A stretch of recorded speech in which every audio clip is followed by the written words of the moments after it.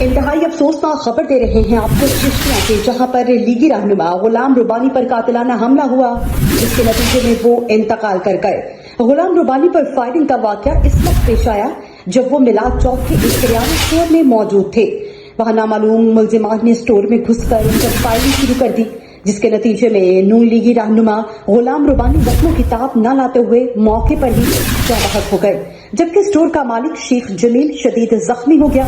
Rescue 1122 کی جانب سے ڈیڈ باڈی پوسٹ مارٹم کے لیے تحصیل ہیڈ کوارٹر اسپتال اور زخمی کو بہتر علاج کے لیے بہاولپور اسپتال ریفر کر دیا گیا ہے، جبکہ پولیس کی جانب سے موقع سے شواہد اکٹھے کر کے تفتیش کا آغاز کر دیا گیا۔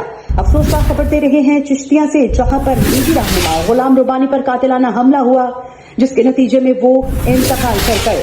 غلام ربانی پر فائرنگ کا واقعہ اس وقت پیش آیا جب وہ میلاد چوک کے کریانہ اسٹور میں موجود تھے۔ ان پر نامعلوم ملزمان نے اسٹور میں گھس کر فائرنگ شروع کر دی، جس کے نتیجے میں لیگی رہنما غلام ربانی زخموں کی تاب نہ لاتے ہوئے موقع پر ہی جاں بحق ہو گئے۔